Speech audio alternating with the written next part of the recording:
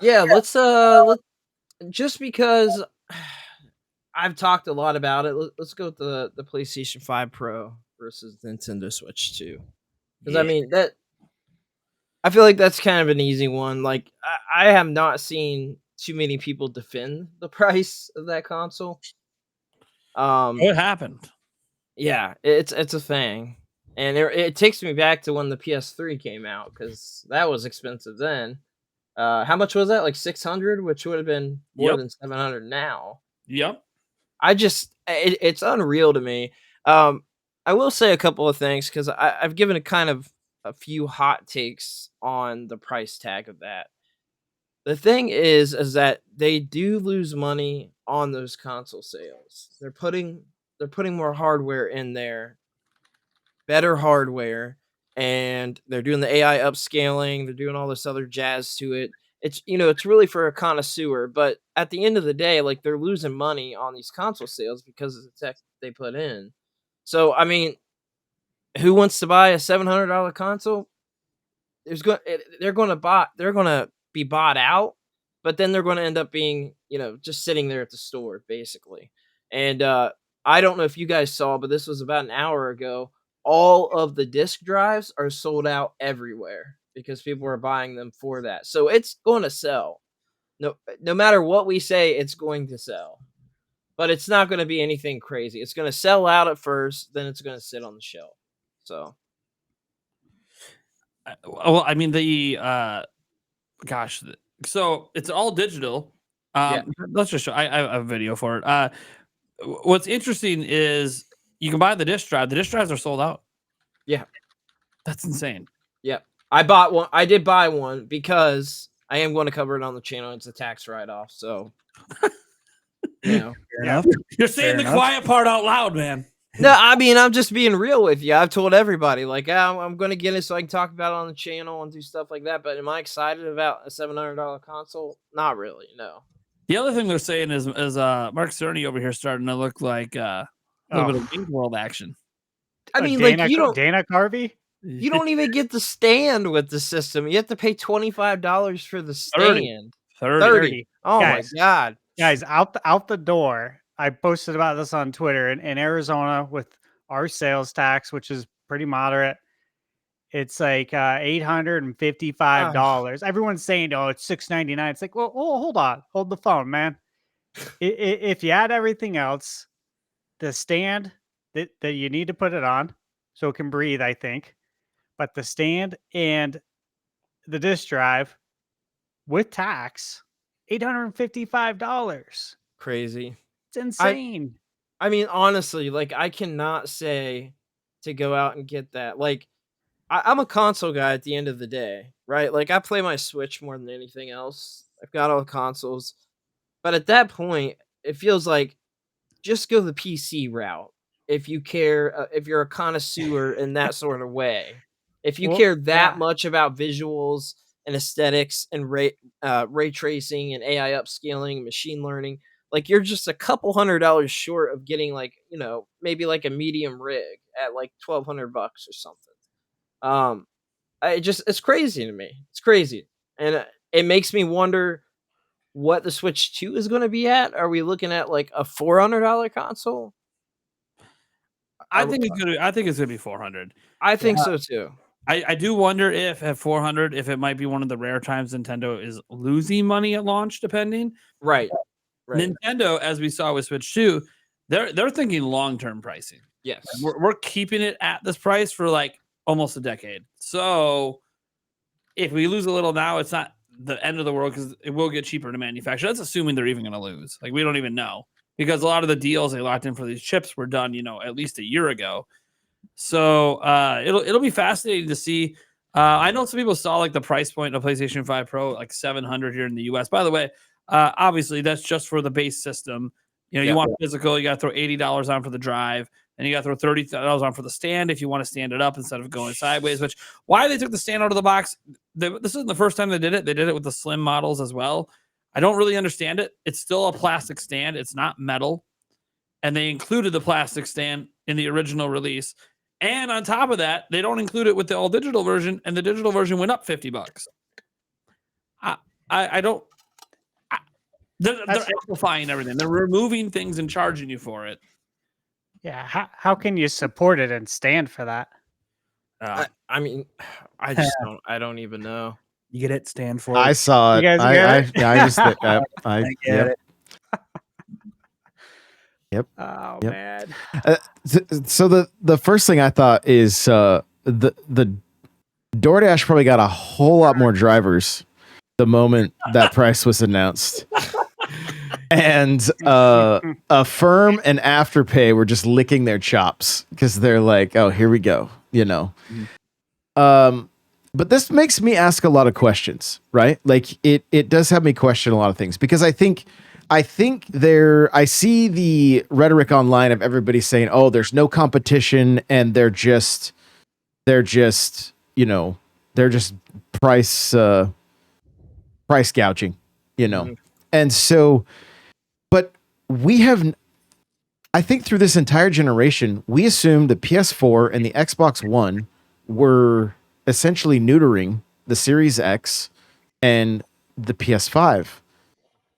But I'm kind of wondering if they just were never capable machines of what the software was trying to do. Like that it wasn't necessarily that they were trying to make it run on the older systems, but that these newer systems just weren't up to par like they were supposed to be. And again, I'm more kind of like asking this as a question just to kind of like for conversation, but like it does not feel like there has been that killer app this generation that like that we were all blown away by and like really had to like run out and go and get one of these systems. There's been good stuff on all the systems, don't get me wrong. But I'm wondering if I guess maybe my question to you guys is, do you think there's a chance that the price is justified to get these games running the way they need to, or is it corporate greed? Well, so my opinion is I think it's more corporate greed. Now, I do think that, price, inflation has gone kind of crazy since COVID ended. So I do believe that things have become a bit more. It's a weird situation where prices aren't coming down on manufacturing like at the rate it used to. Linus Tech Tips did a video on it today, kind of going over it. And I understand some of the point where at $700, it's probably profitable, but not extremely so for Sony. My thing is, Mark Cerny came out in this video we're watching, and he said the reason this system exists, which is a bullshit reason, but the reason this system exists is because game developers have been demanding more power. And I talked to developers in the AAA space at 3 major companies, and all of them said, no, we're not even using the power of the PS5. Huh. And I believe that. You got to remember, they've been making cross-gen games this entire time. Right. Yep. Yeah. Well, they haven't even been taking advantage of everything the PS5 can do. And so and again, these are just one developer at 3 different companies. So like it's not like me saying that this is how every single game developer feels. And maybe there are some, and maybe what he really meant was Sony's internal developers were demanding more power. I don't know. All I know is, look, if the reason is 60 FPS, right? Because basically the big advertisement to me the big point was fidelity mode, because for those who don't know, on PlayStation, all the first party games especially give you 2 modes. You get basically performance mode, which gives you 60 FPS, and you get fidelity mode, which is like with ray tracing and slightly better visuals. What I find fascinating is that they basically said it's fidelity mode, but with 60 FPS. It was like one of their big advertisements. Fidelity mode, 60 FPS. Yeah. A lot of people that own a PlayStation 5 couldn't really tell the difference between performance mode and fidelity mode in the first place.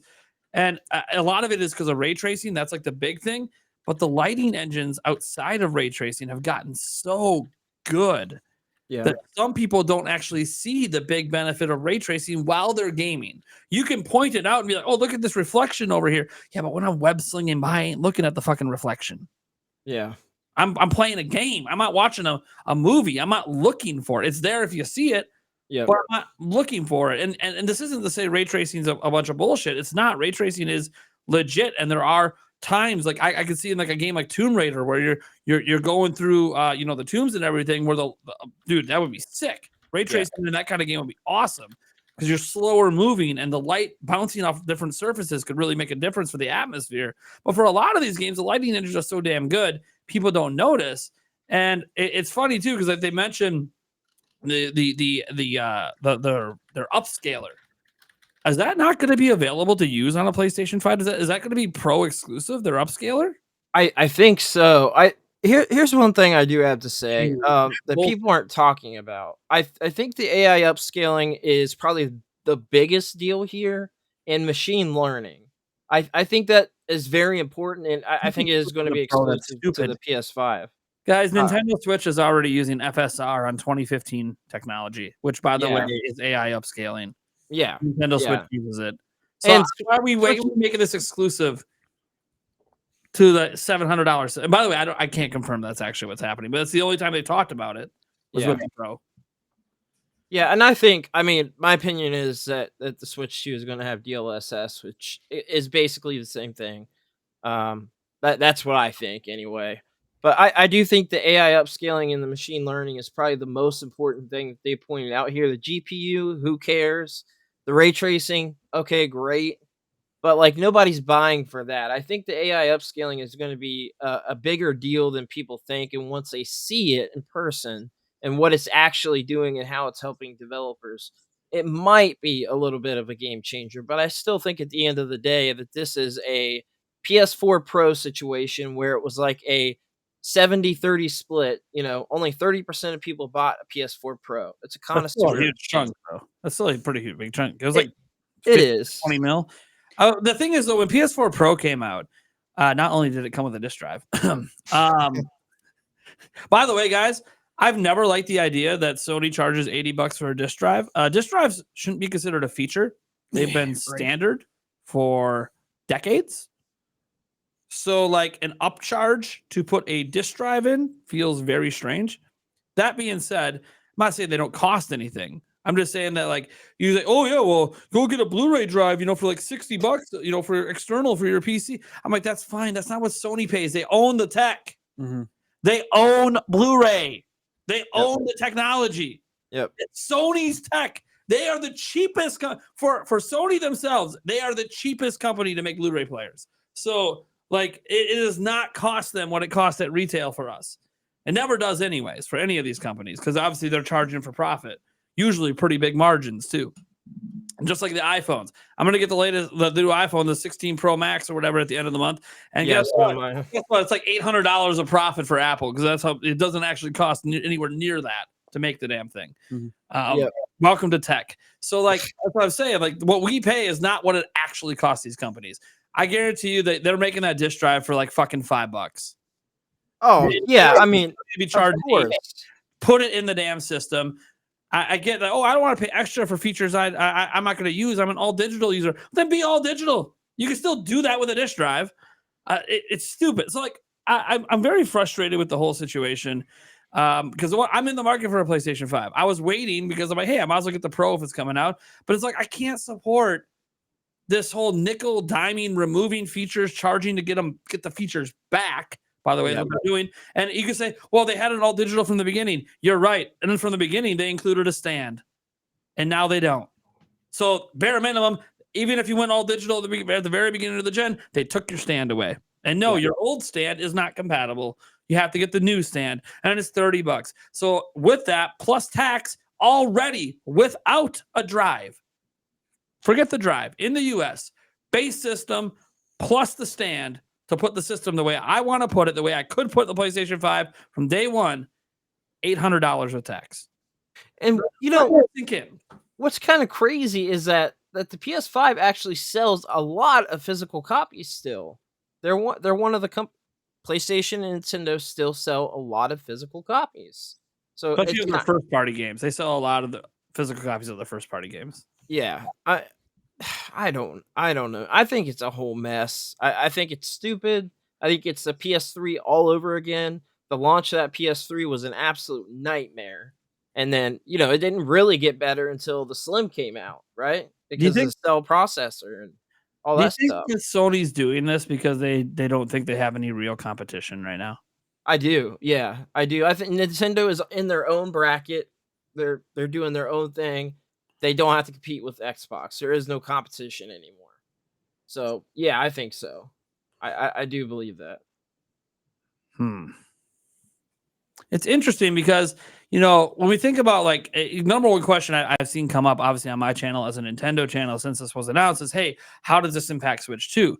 And I'm like, well, it makes it look like no matter what Nintendo announces, it's going to look good in comparison to this. Yeah. And I'm not saying in terms of people online take that in terms of, oh, no, the Switch 2 can't come close to the PlayStation 5 in terms of power. It ain't about the power, man. I think people are. I like power. I have a very powerful gaming PC. I love beautiful looking graphics and high frame rates and all that. And we're not even talking about high frame rates, by the way. We're still talking 60 FPS on a system that's capable of 120. Which, by the way, this is all a choice.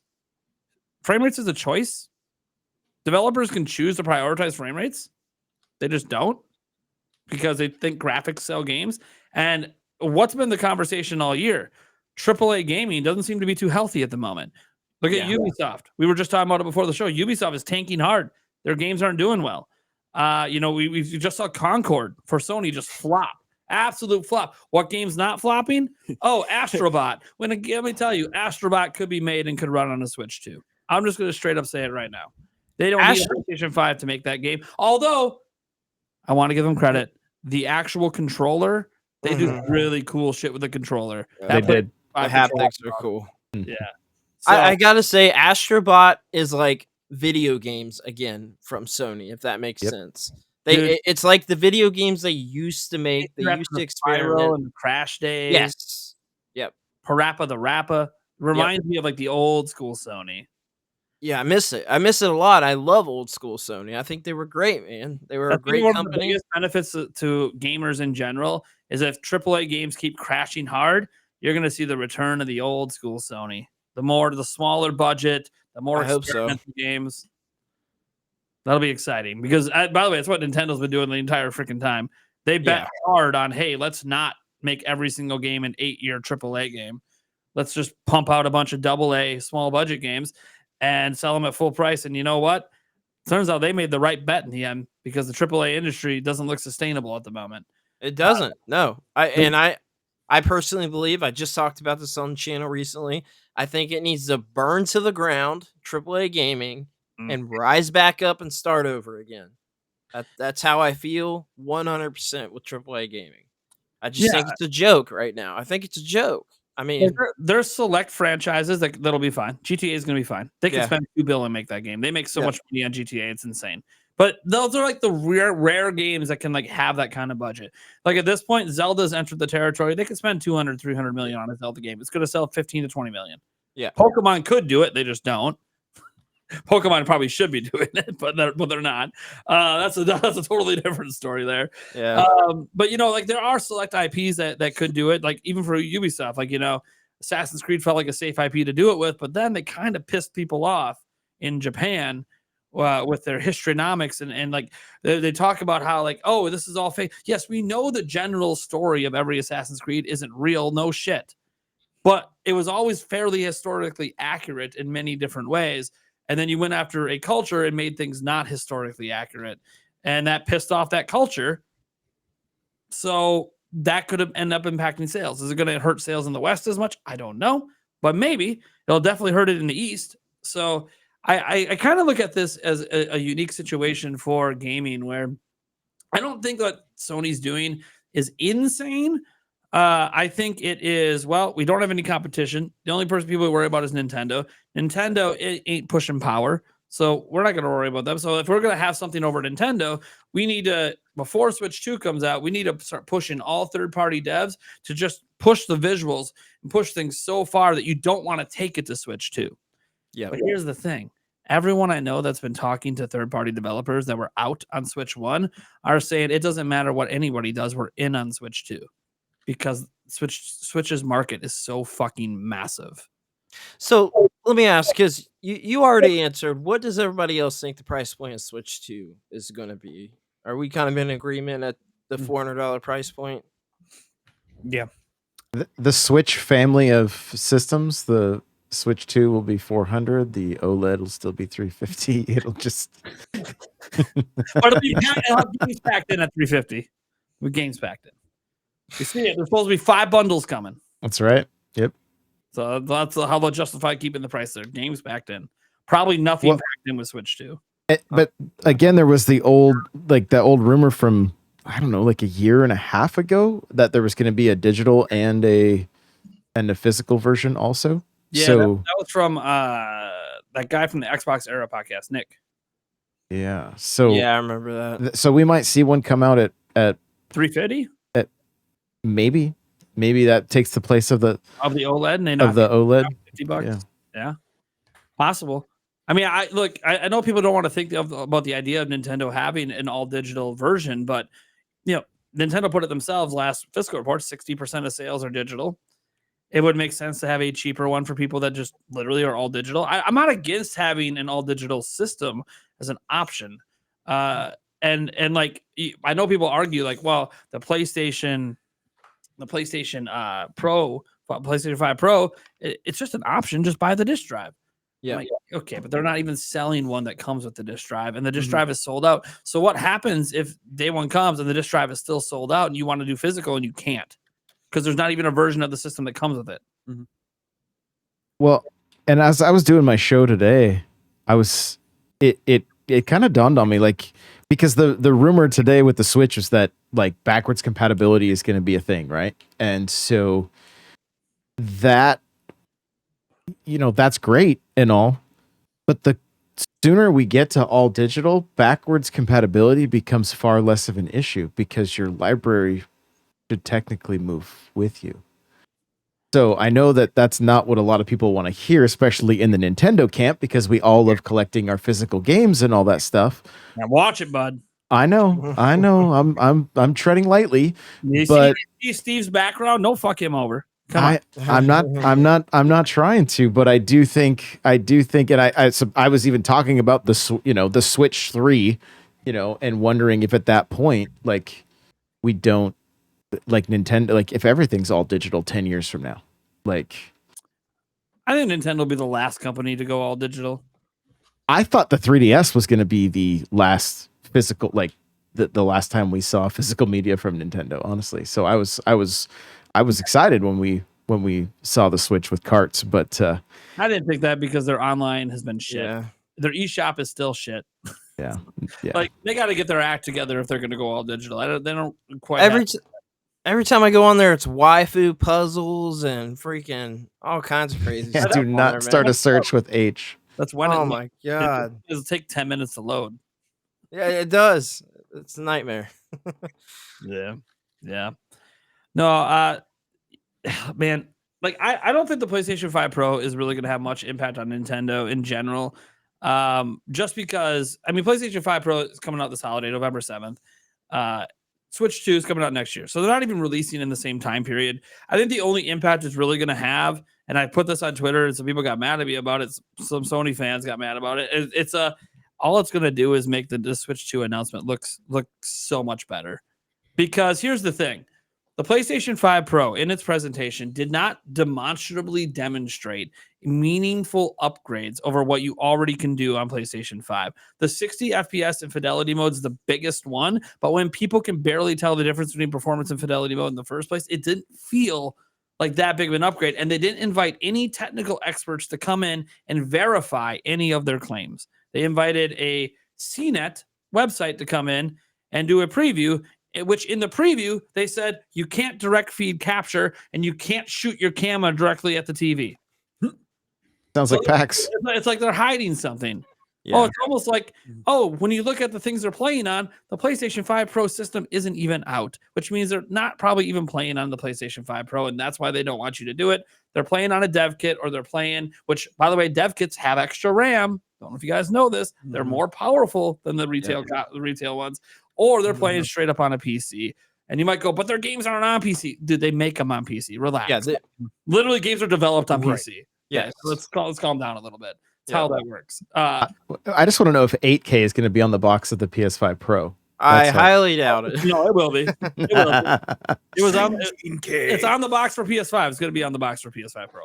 It'll be. Also, I feel like I kicked the hornet's nest with the digital and physical. Like, You guys, I'm all like, I am a mixed bag. I'll double dip They're going on to tell me stuff. you're never Yeah. invited back. I know, like, I prefer physical. Also, I like having my shelves covered with It's really easy to share games, especially since Nintendo has a really shitty, like, Yeah. putting your games on multiple systems with the same account is just not good. Yeah. So I just want to. It was just for the sake of conversation and argument that, like, it will be easier when we are all eventually digital. It just won't be as fun. And one thing I found funny is, remember when the PlayStation 5 came out, they kept talking about 4K gaming, 4K gaming. I sat there, I'm like, dude, this thing's not powerful enough for 4K. What are we talking about? Now they have the Pro version coming out. Oh, our increased compute, our increased this, the 28% faster RAM, all this stuff. And then they're like, oh, 4K. But it's not really 4K either. It's upscaled. I'm like, Yeah. can we just stop talking about it then? Look, what you're saying is basically the exact selling points Nintendo's about to tout with the Switch 2. They're Yeah. about to drop 3D Mario. It's going to be a 4K fucking trailer. They're not even going to say the word DLSS, and we'll just know it's upscaled to Yep. to hell, and it looks fucking amazing. And everyone's going to be like, "Oh, why do Nintendo's games look so fucking good on this system? What is going on? Hey, why do we drop NBA 2K on this? Look, dude, this looks like the PS5 version. That can't be the Switch 2 version. Turns out, no, the Switch 2 is just upscaling everything too and looks good enough. Like that, I think what I was trying to get into with like the AAA industry is visuals aren't what sell games anymore. They're just not. Everything already looks really fucking good. So all the Switch 2 has to do is be good enough that third parties can make their games run at a constant frame rate and look good. Like Switch 2 is going to look like a leap because we see Switch.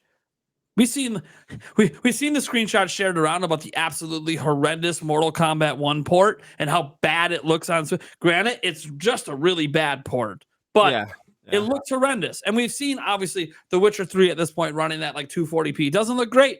That's fine. That's not what things are going to look like on Switch 2. The visuals will look good enough. Mm-hmm. And the thing is, it'll look like such a massive leap. The PlayStation 5 Pro does not feel like a leap. And people talk about, well, it's just a mid-gen refresh. Okay, the PlayStation 4 Pro actually looked like a visual leap and showed games we hadn't seen before. The PlayStation 5 Pro event was all games we have already seen that basically looked exactly the same and was only like they're talking about being, what is it, 35% or 38%, more powerful, more rendering or whatever.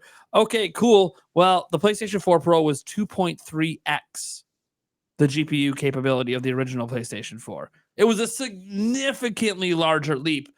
And of course, different times, they launched it at the same price as the PlayStation 4 originally was. I know it's different times. The economies are all different today. So I never expected PlayStation 5 Pro to launch at 500. I didn't see that coming. No. But I was like 600 maybe, and I was hoping that was with a disc. They didn't do it with a disc. All that's going to happen is if Nintendo comes out, they say $399, they say spring 2025. That's if it's announced this year. And they just go, hey, here's the couple third-party games that were in the PlayStation 5 event? Yeah, they're here. Oh, and here's Elden Ring. Oh, and here's this other game that you didn't think we could have. Oh, and by the way, we end with GTA 6, followed by 3D Mario. Have a good day. Mic drop. And GTA 6 ends up looking fine. Maybe it doesn't look quite as good as the original trailer, but it looks so good. It looks good enough that people are like, oh, yeah, this is fine. I mean, I assume you guys have all seen DLSS next to actual like 4K footage and how hard it is to kind of tell the difference with some games. Like you can barely tell. So I mean, if that's implemented into the Switch, I think it's a big freaking deal, man. Call of Duty is going to be in the trailer for sure. That's going to be a game changer for the Switch. I mean, I just think they're going to have Black Ops 6 in that damn reveal trailer if it's this year. I think it's going to be a game changer. The DLSS, I've watched a few YouTubers. I won't name any names, but kind of talk down on using DLSS and it's like the cheap way out and stuff like that. But it's cheaper for developers to use that for one. It's the cheap way out. Then what do they have to say about PlayStation 5 Pro? They're doing the I same thing. look, some of the people that I see talk about stuff, I'm not going to say names. I think it's ridiculous, but that's a whole other thing. The funny thing about the cheap way out is you still have to develop your game with it in Yeah. mind.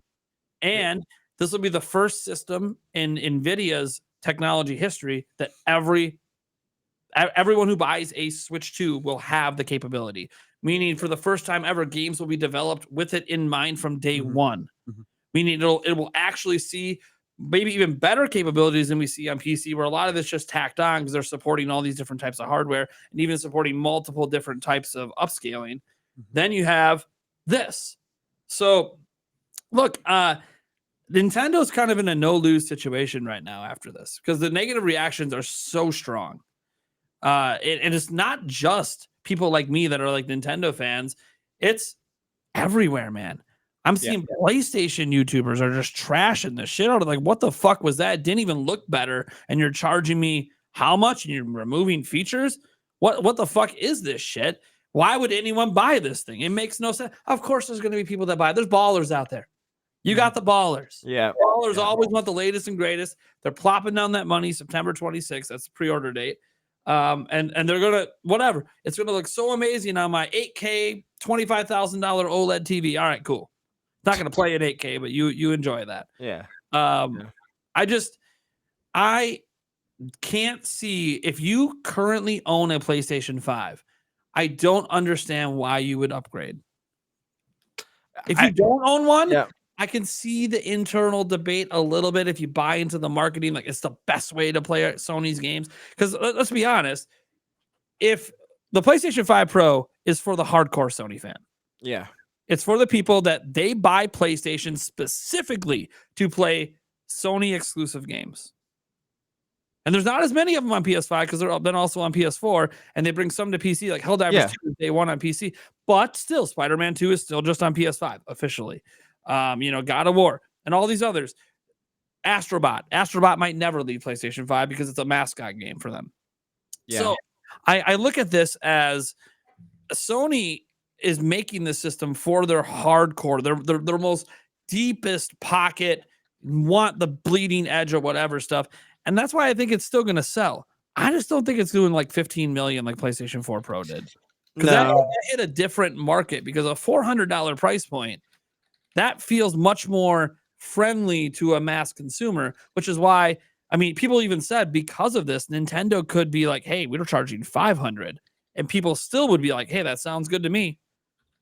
I'm not saying Nintendo will. They could, especially if they're doing two versions and it's all digital at 400. But I don't want Nintendo to go to those prices. And Nintendo has been very price conscious.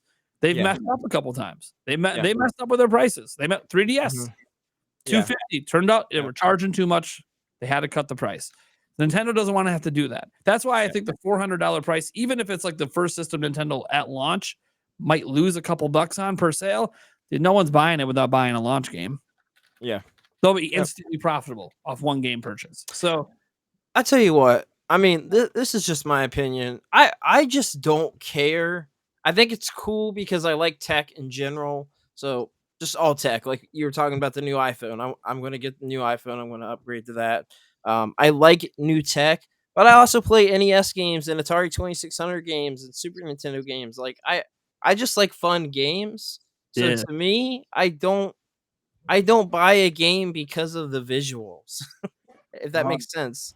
I've never done that in my life. I mean, I just play games that look fun. I mean, that's it. But I feel like there's got to be a lot of other people out there like that, but I don't know. Yeah, man. Steve, what are you thinking over there? You're always calculating over there. That's what I'm just listening to you guys. There's been a lot of discourse, of course, on the PS5 Pro. The price, I still think it's very expensive. Obviously, I think the first thing I thought about was what does this mean for the future of next gen console pricing. PlayStation 6. Yeah, like PS6. I'm not concerned about Nintendo's pricing because they've never competed on who can like charge the most money for a console. That's not their name of the game and never has been. They're an affordable console. That's how they'll always be. So not concerned there, but more or less like yeah, the next gen Sony. I would say the next gen Xbox, but I don't know because you can play Game Pass on a Roku now. So I, Yeah. I just don't know what they're gonna do there. Uh, obviously, I've talked about it before. I think they're very interested in cloud, and it's not just because I think it, but they're one of the. I've spent, I think, more money than any company on cloud. Well, they had a whole unit that they made that got scrapped. That was a cloud unit. Yeah, and I still you believe they're guys going remember? that route. I believe that. I'm with you on I that. do too. And you remember when they went to court and, with the Activision stuff, and a lot of things were brought up about cloud monopoly and Hmm. how if they got Activision, it could be some sort of monopoly with the cloud. And I kind of dug into that some more and was just kind of overall looking at like cloud gaming and like what kind of impact does this have? Because I'm not personally interested in it. I don't want to play a game that lags. I try to play PS3 games with my PlayStation Premium, and you can only stream it, and the game lags bad. I feel like I'm playing Dreamcast on my 56K modem. Look, Like I it's play not, this it's not cool. right by my PS5, plugged up Yeah, in Ethernet, and I still get lag. My PS5 is right here. yeah, I do It's too. crazy. I do too. And like the thing is though, like if you're playing natively on your PS5 and I'm playing a PS3 game, it shouldn't be a total crap experience, right? I But agree. not to get off topic about that, I look at all of this and my concern is that hey, if they're charging 850 for the physical console out the door, 850 with the stand. What does it mean for the next gen? And then, I was just on the Communication Air podcast with John Ebo on Monday that went up today. And the whole topic was physical versus digital. And of course, that's something that I'm very interested in, the physical aspect of gaming. And we were talking about that quite a bit and about how the future is going to look. And I'm always looking at that. I'm sure you guys are too. And I think the fact that Sony only released one SKU for the Pro and it's digital is very telling about where we're going in the future. Oh yeah. I mean, like I told you, I've said this before. I really think that Microsoft and Sony would love to exit the physical business together and share the blame amongst all the people that will be upset. Yep. I will not be upset because I know it's coming and because it's an uncontrollable, right? There's controllables in life and uncontrollables. There's only a few things you can control. This is obviously an uncontrollable. I'm not going to be upset about it. It is what it is. That's life. But I can just see it now. Like these are the seeds that are being planted. This is the mid-gen seed planted right now in 2024. When Yep. PS6 comes out, I mean, let's say it comes out what, 2027 or 2028. I don't I would lean towards them not having a physical edition and not even selling a disc drive. Yeah. I'm leaning in that direction, but I would not be surprised if there are discussions between Sony and Microsoft. Yeah, they're competitors, but sometimes you got to do things on the same team. We know that. Yep. Sometimes you got to release games on their console, which we're seeing now. I could definitely see them exiting at the same time and sharing that blame, and Nintendo will be the Lone Ranger when it comes to Yes. selling physical games because Nintendo really benefits from having that physical presence in the stores, especially with it being, you know, kind of like a lot of people's first consoles, starting with us, right? In the 80s, 90s, we grew up with it. Parents go to stores Mhm. to go ask employees, what should I give my kid? I mean, we've all worked probably at some sort of electronics store. You know, I worked at a EB Games back in the day and a Best Buy in a Circuit City when I was 18. You know, God, 20, 22, almost 22 years ago. Good Lord.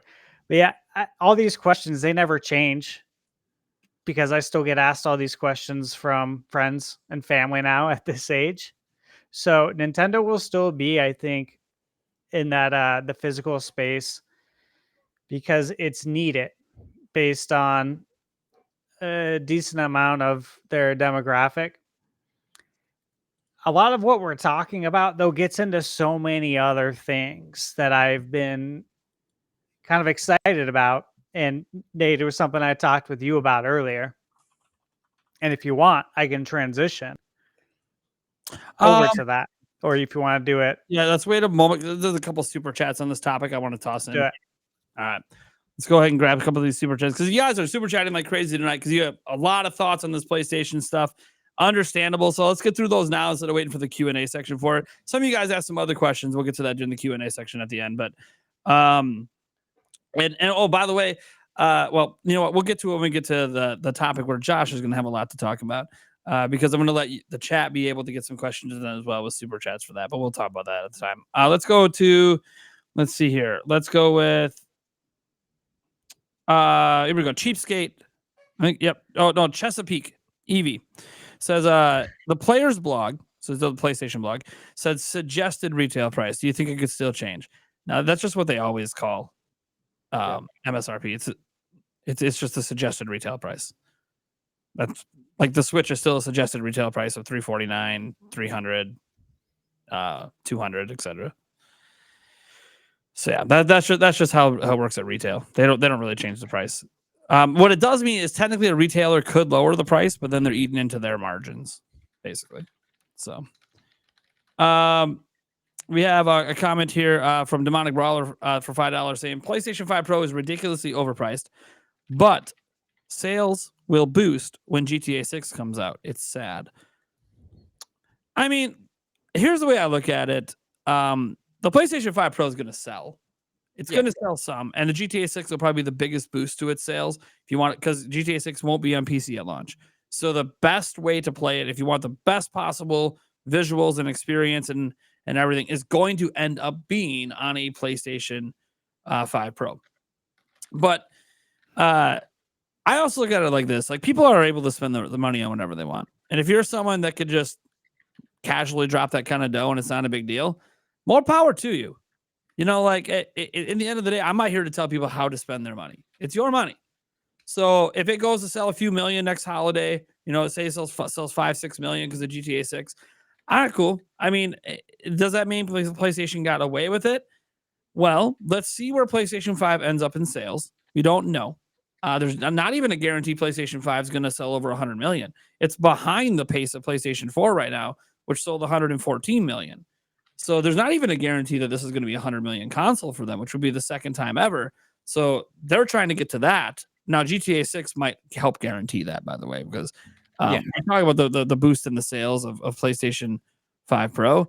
PlayStation 5 sales in general are going to be massive next holiday with GTA 6. It's going to be huge. So GTA 6 might be what guarantees the 100 mil for them. Which, again, is also a reminder that Sony is heavily reliant on third-party games pushing the sales of their system, such as a GTA 6 or the yearly Call of Duty. But there's that caveat. There's that wrinkle. What happens if GTA 6 is on Switch 2? If it's on Switch 2 and it runs good enough, people might go, but I can play this everywhere all the time, even without internet.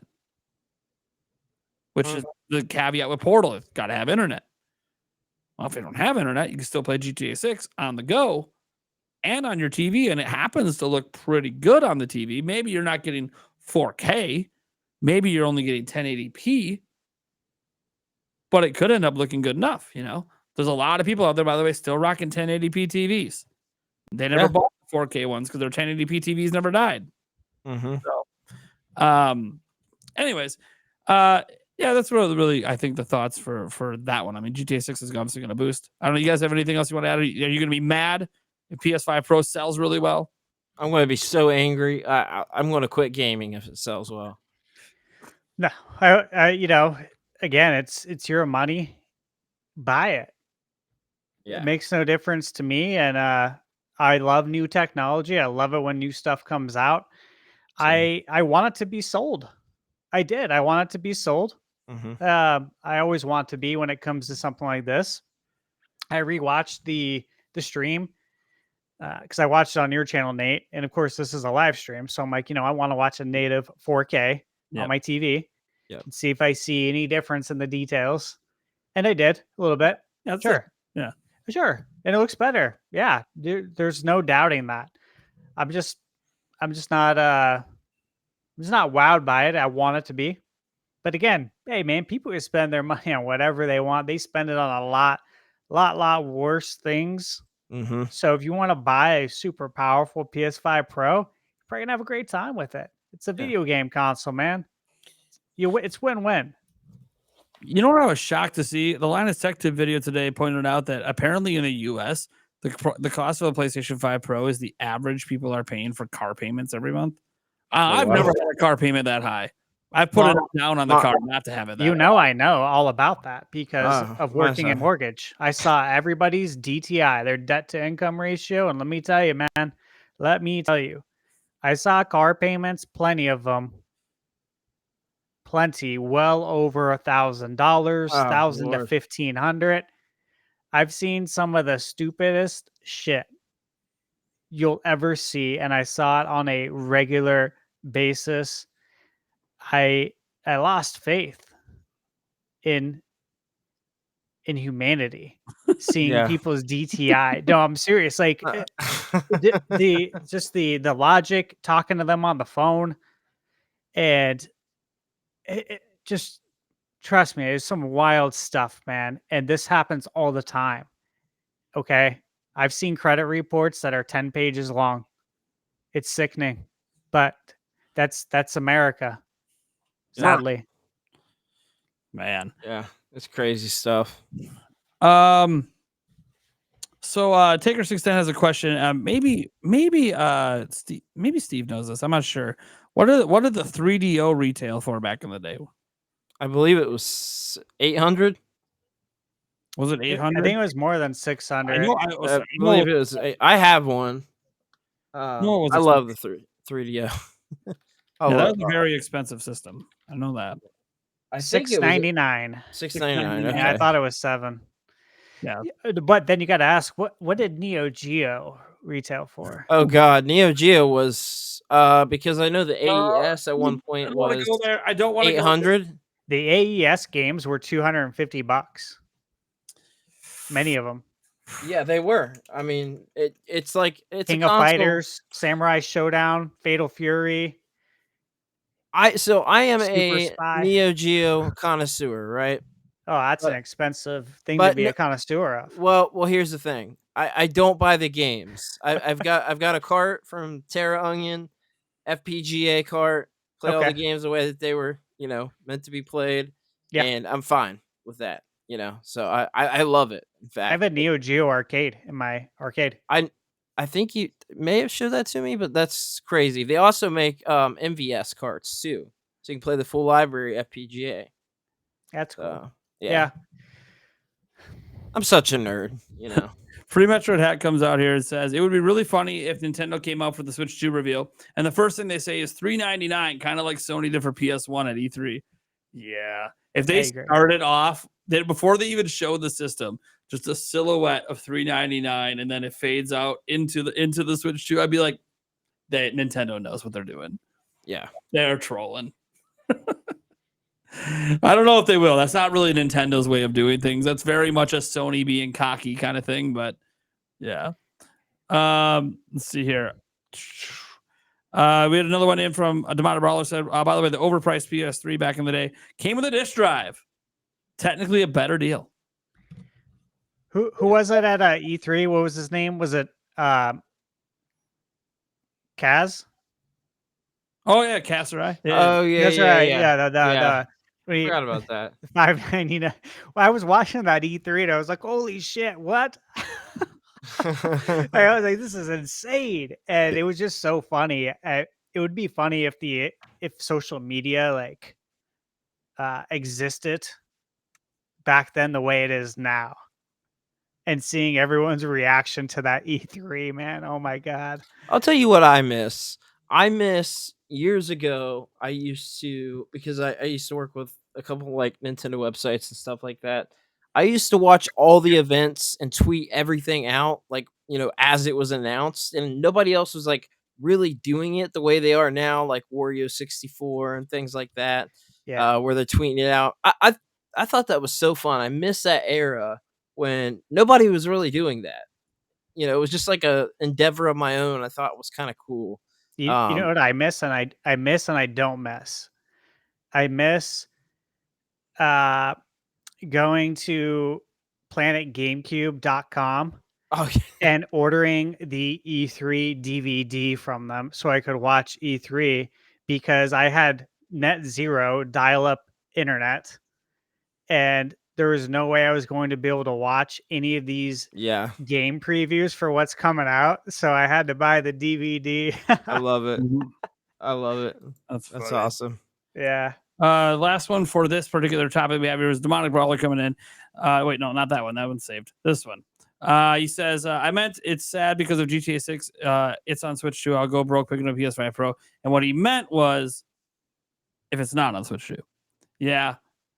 Yeah. I think a lot of people, some Nintendo fans feel that way a bit because, like, hey, if you don't own a PS5 and then GTA 6 comes out and it's not on Switch 2, I mean, it's going to be pretty tempting to pick up the Pro if you have to go get a PS5. Just because if you're a huge GTA fan and you're sinking 1,000 hours in, yeah, you can see you wanting that experience. If you have to get a PS5 anyways. I mean, technically you could wait. It will be on PC someday. It will be. Absolutely. Oh yeah, 100%. Do you guys think GTA 6 will end up on Switch 2? I think it will because I think Rockstar wants 300 million in sales. We might get Chinatown Wars 2, but hey, that's actually a really fun game too, by the way. Yeah, played it. It's good. No, I think it's a possibility. DLSS for sure. I mean, it's a possibility. It can do it. The upscaling technology is insane. It's above what people think it is. So I think it's possible. Sure. All right. Before we transition, Eric, Yeah. what are your thoughts on all this madness, man? PS2 or PS2. Jesus, yeah, that's way too freaking expensive too. But no, the PS5 Pro is it I don't know. That from what I'm seeing here, it doesn't seem like it is necessary because let's face it, you haven't even stopped PS4 freaking designs, so how do you know that what the PS5 is fully capable of yet? You haven't really pushed it. And so that also kind of leads me into two questions for you guys. One's kind of a joke question, and the other one's actually a little bit kind of more serious. One with Nate had mentioned the epic failure that was oh Jesus, what the hell's the game name again? I just spaced it. Concord? Concord. Do you think that is part of the reason why the PS5 Pro is $700? They gotta try to recoup some of that money. That'd be why they increased the controller price by $5. So that's kind of the joke question. Obviously, I'm not really expecting an answer on that one. But the actual serious question is they said that game devs are asking for more power, more power, more power. I don't know if that's necessary. We've made so much stride in visuals right now that it seems like it's diminishing returns right now. And at what point do we look at the devs and go, okay, we're at a point of diminishing returns on our visuals. How about you go back now and actually start optimizing these games so that they can use the power, they can use these things to the fullest extent of the machine. Yeah. But why? When they can just sell us the machine that was going to do everything the first one was supposed to. Yeah. Oh man.